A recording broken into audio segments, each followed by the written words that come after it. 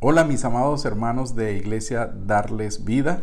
Es un verdadero privilegio, un placer estar con ustedes en esta ocasión a pesar de la distancia que nos separa, la distancia geográfica.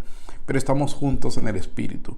Y gracias por la oportunidad para compartir con ustedes algunas cosas que son muy propicias para el inicio del año. Así que vamos a hablar, es hora de hacer limpieza. Sería un buen título para esta conversación. Hora de hacer limpieza. Y quisiera comenzar leyendo un pasaje del Antiguo Testamento en una versión actual que nos va a servir de marco histórico para lo que vamos a conversar y también para complemento de un texto muy parecido en el Nuevo Testamento y que por supuesto también vamos a leer. Así es que vamos a buscar en nuestras Biblias en segundo libro de Crónicas, capítulo 29, y vamos a leer algunos versículos entre el 3 y el 19.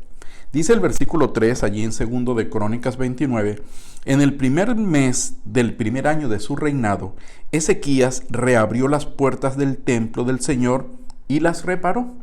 Convocó a los sacerdotes y a los levitas a encontrarse con él en el atrio del templo. Y más abajo dice lo que hicieron los levitas, dice el versículo 15, estos hombres reunieron a sus hermanos levitas y todos se purificaron. Luego empezaron a purificar el templo del Señor tal como el rey lo había ordenado. Se aseguraron de seguir todas las instrucciones del Señor al hacer su trabajo. Los sacerdotes entraron en el santuario del templo del Señor para purificarlo y sacaron al atrio del templo todos los objetos contaminados, las inmundicias que encontraron. De allí los levitas los llevaron al valle de Cedrón. Versículo 17. Comenzaron a trabajar a principios de la primavera, en el primer día del nuevo año, y en 8 días habían llegado hasta la antesala del templo del Señor. Luego purificaron el templo mismo, lo cual llevó 8 días más. Así que terminaron toda la tarea en 16 días. Y dice el versículo 18, luego los levitas se presentaron ante el rey Ezequías y le dieron el siguiente informe. Hemos purificado el altar de las ofrendas quemadas con todos sus utensilios y la mesa del pan de la presencia con todos sus utensilios. También recuperamos todos los objetos que había desechado el rey Acaz cuando en su infidelidad cerró el templo. Ahora están delante del altar del Señor, purificados y listos para su uso. Es interesante este pasaje. Ahora leamos en el Nuevo Testamento un evento que sucedió unos 700 años después de lo que acabamos de leer.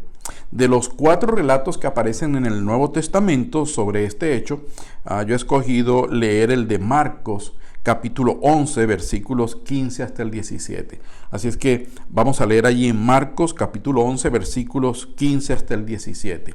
Dice esta versión así: cuando llegaron de nuevo a Jerusalén, Jesús entró en el templo y comenzó a echar a los que compraban y vendían animales para los sacrificios.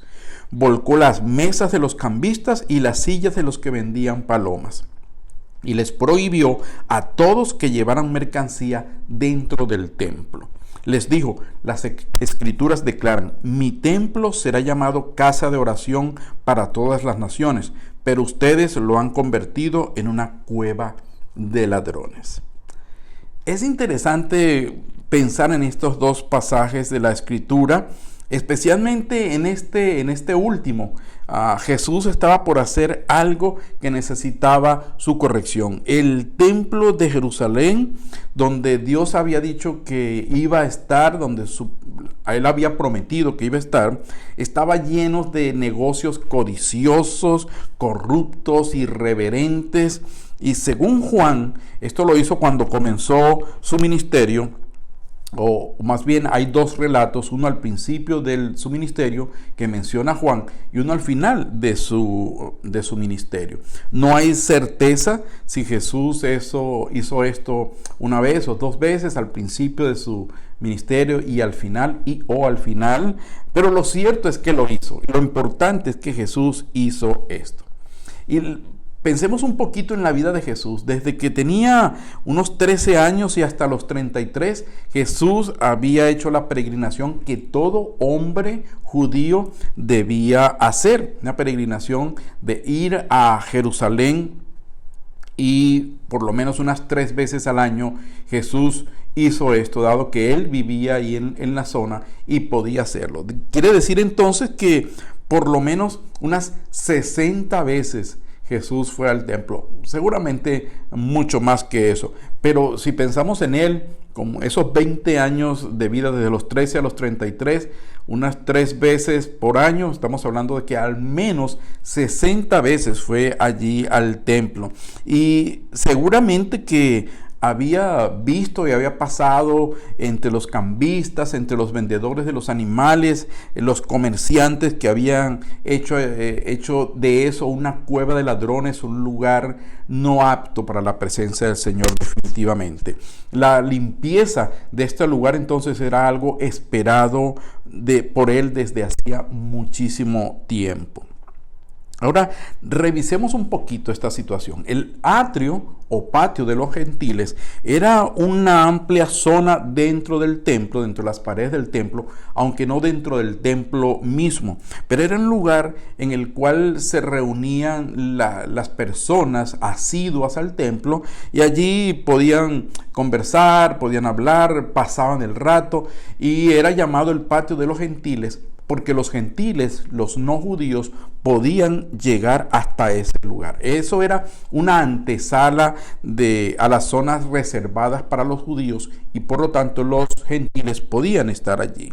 Como dije, pues ahí se reunía la gente, especialmente gente que que quería llevar sus ofrendas al templo, llegaba hasta allí, hasta ese lugar. Y era una especie, digamos, de plaza pública, una especie de centro comercial como hay ahora en las grandes ciudades, un lugar donde la gente se reunía sin necesidad de que hubiera un entorno religioso alrededor de ellos. Como sabemos también, los judíos tenían que presentar varias ofrendas con mucha regularidad, en especial durante la Pascua. Y durante ese tiempo de la Pascua, mucha gente venía de otros países, de otros lugares, de otras poblaciones dentro del mismo pueblo de Israel. Y generalmente estos viajeros no traían sus animales. Una razón para ellos es que sabían que al llegar a este lugar, los sacerdotes, al revisar los animales que traían para los sacrificios, iban a encontrar cualquier defecto en ellos. Así que para evitarse la molestia de traerse animales, lo que hacían es que traían el dinero y allí en el templo entonces compraban de los animales que había allí en el patio de los gentiles para poder ofrecer los sacrificios. Los pobres por su parte, que no tenían acceso, no podían comprar animales más grandes, pues tenían que conformarse con palomas o tórtolas que allí también se vendían, y donde había también una gran ganancia. Por otra parte, estaban los cambistas. Estos cambistas eran las personas que tenían el dinero que se usaba en el templo. Había un requisito para dar una ofrenda en dinero en el templo, y es que no podían usar las monedas griegas.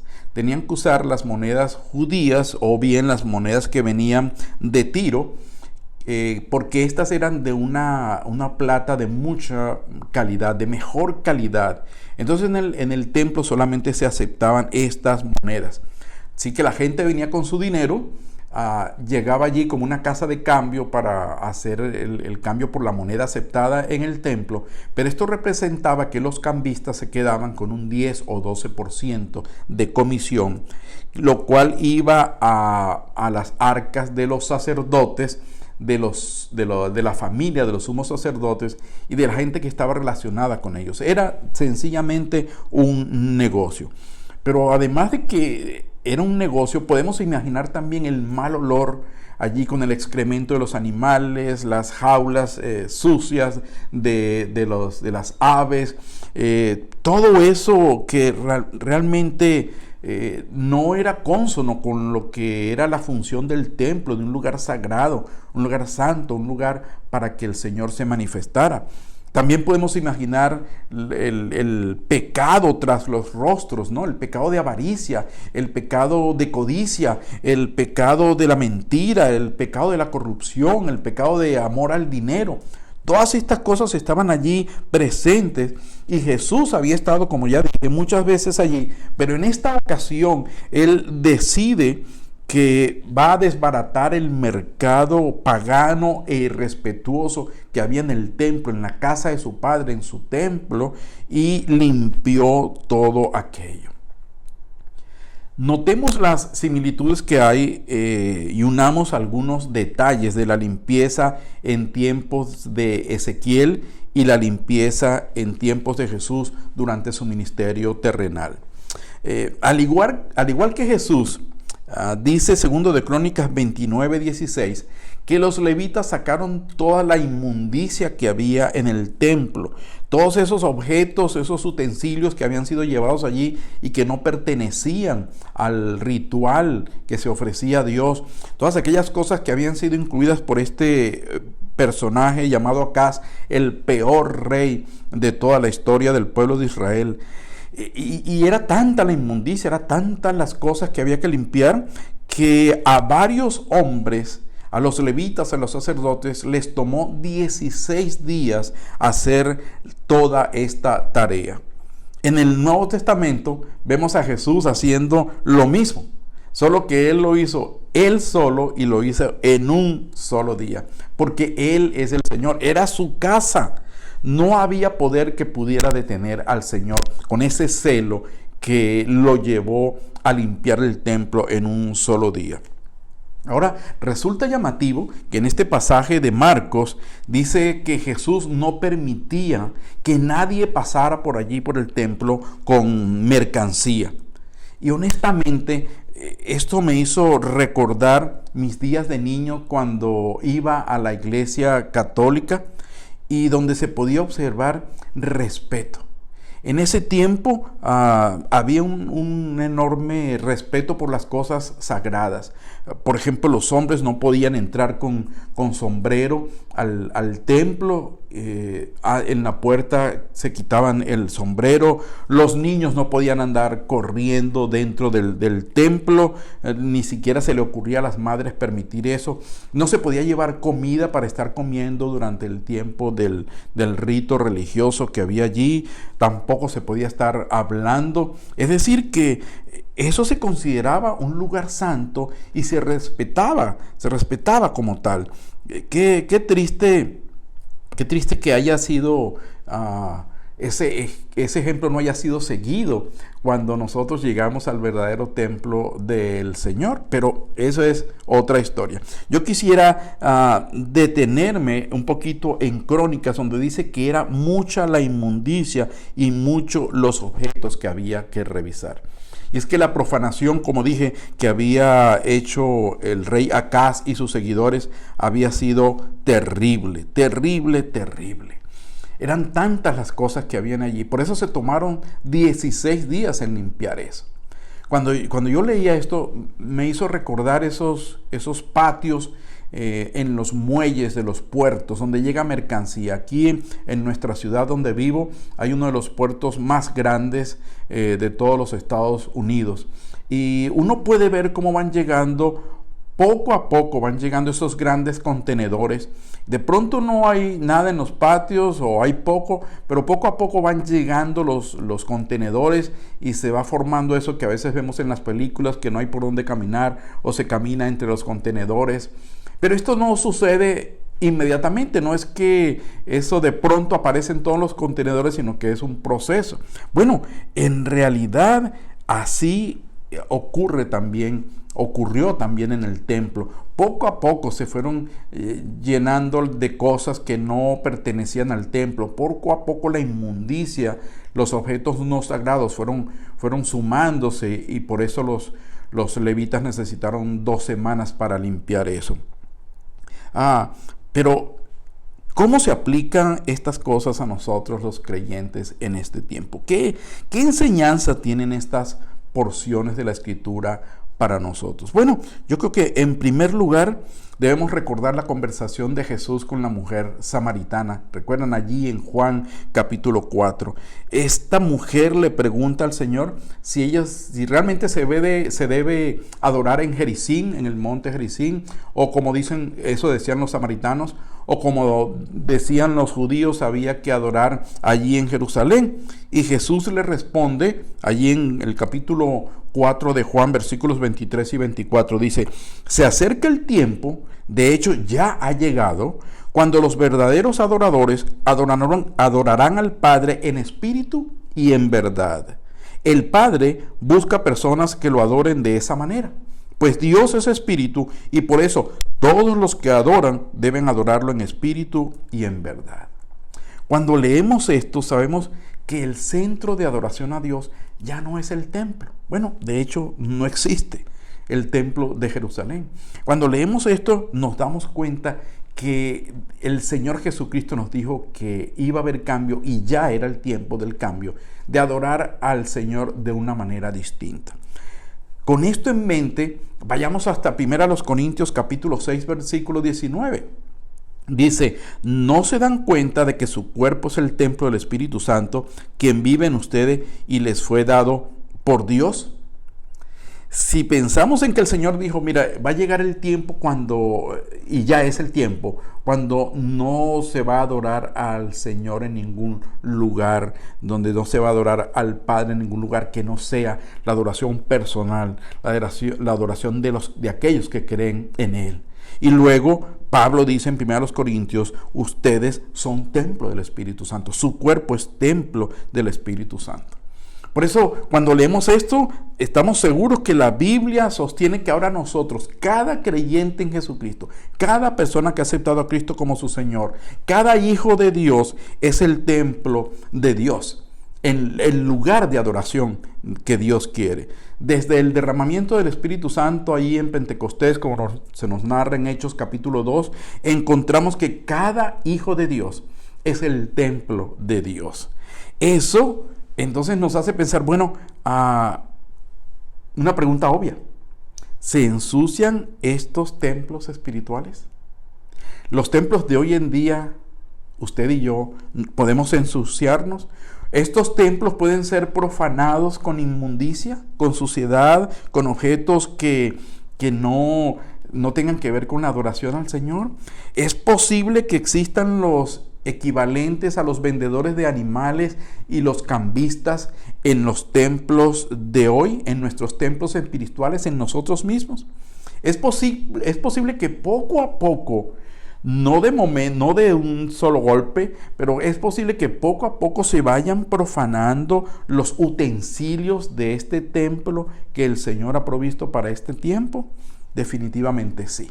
Es posible que nosotros nos contaminemos, que como templos de Dios nos contaminemos y que cosas empiecen a formar parte de nuestra vida, de nuestro cuerpo, de nuestra mente, sin darnos cuenta en algunas ocasiones y otras de manera consciente, que van a convertirnos en esos tipos de templos como en el tiempo de Ezequías o en el tiempo de Jesús cuando Él limpió el templo. Así que a veces, es cierto, dejamos entrar cosas en nuestras vidas. A veces definitivamente hay cosas que no deberían estar en el templo, y es probable que si estemos en una condición en la cual necesitamos ser limpiados. Es posible que hayamos dejado que la influencia de este mundo haya entrado en nuestro templo.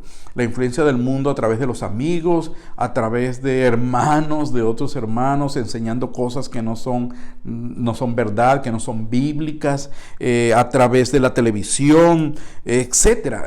Es decir, hay muchas maneras como podemos haber sido contaminados. Y no estoy diciendo que tener amigos o ver la televisión sea malo. Lo que estoy diciendo es que no podemos permitir que ciertas cosas contaminen el templo del Señor, que ciertas cosas empañen la santidad del templo de Dios, de ese templo que somos nosotros. Eso me hace recordar lo que dijo Job, capítulo 31, versículo 1. Él dijo: hice pacto con mis ojos. Hice pacto con mis ojos. ¿Cómo pues había yo de mirar a una mujer virgen? Y él estaba hablando de un área específica, pero no necesariamente esa es la única área donde nosotros podemos contaminar el templo del Señor. Por eso cuando dice hice pacto con mis ojos, es que tiene que ver más que para nosotros en este tiempo, como una aplicación, tiene que ver más que con ese sentido específico que Job le dio.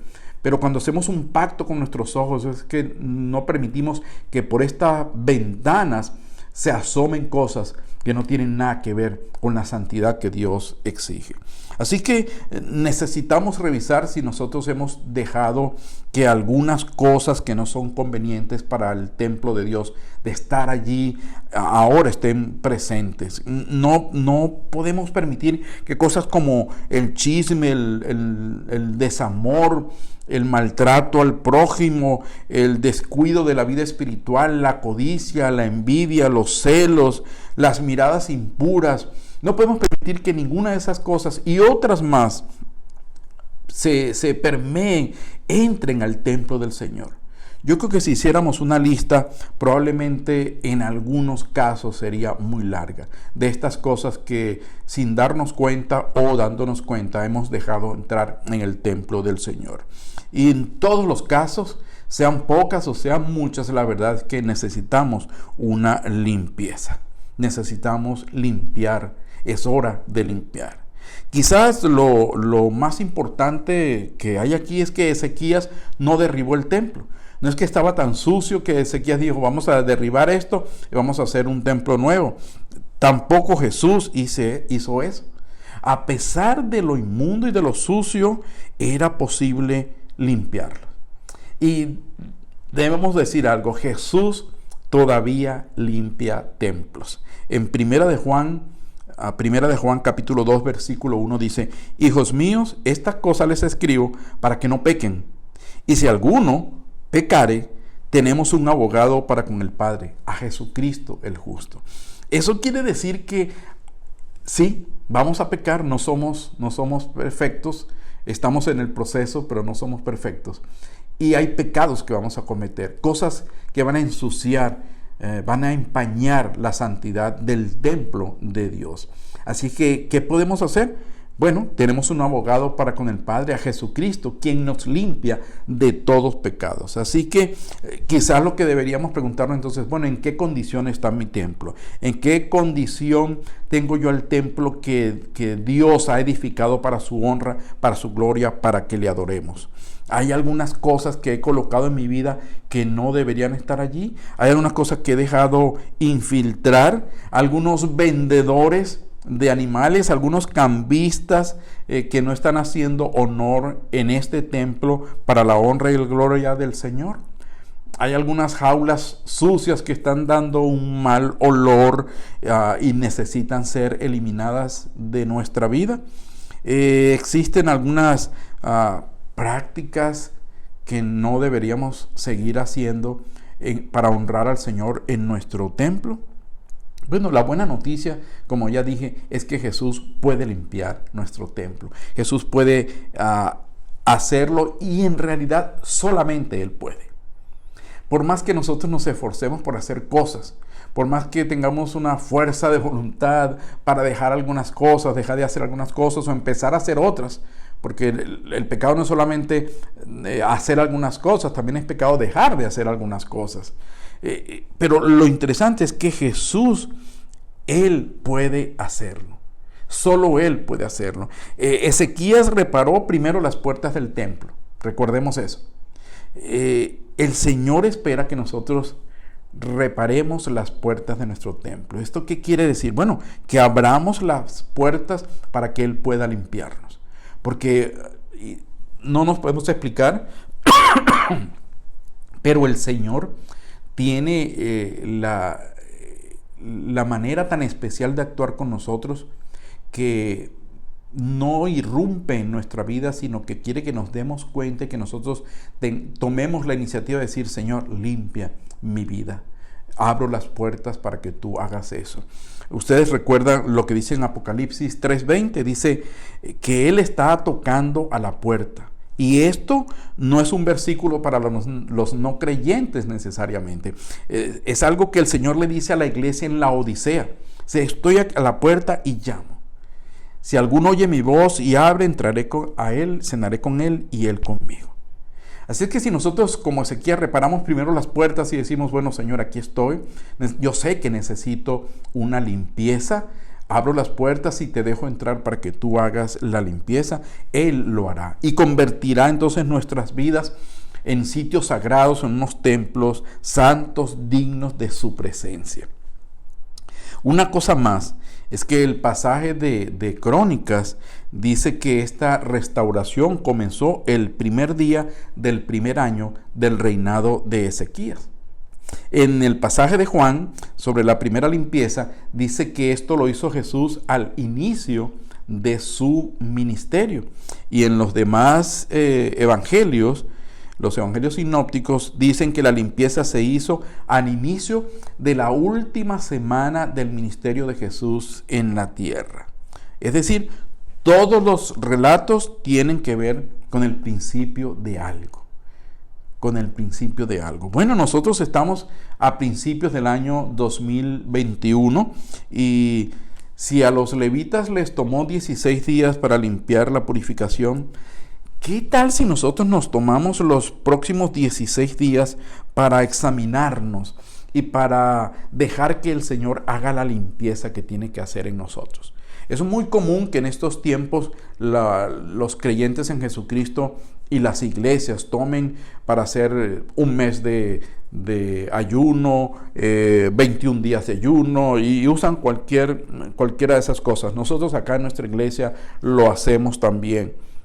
¿Qué tal si nosotros aprovechamos de eso y comenzamos por hacer una lista de esas cosas que nosotros sabemos que no están glorificando al Señor? ¿Qué tal si nosotros usamos las próximas 2 semanas para presentarnos delante del Señor y decir, Señor, examíname, examina mi corazón, muéstrame si hay algo ahí que no te agrada, que no es propio de la santidad que debe tener el templo tuyo? Y de aquellas cosas que estamos conscientes, decir, Señor, estoy consciente de esto y no puedo con esto porque solo tú puedes. No hay fuerza de voluntad, lo he intentado muchas veces, pero no puedo con esto. Límpiame tú, limpia este vaso, Señor, limpia este templo. ¿Qué tal si hacemos eso durante las próximas 2 semanas, durante los próximos 16 días?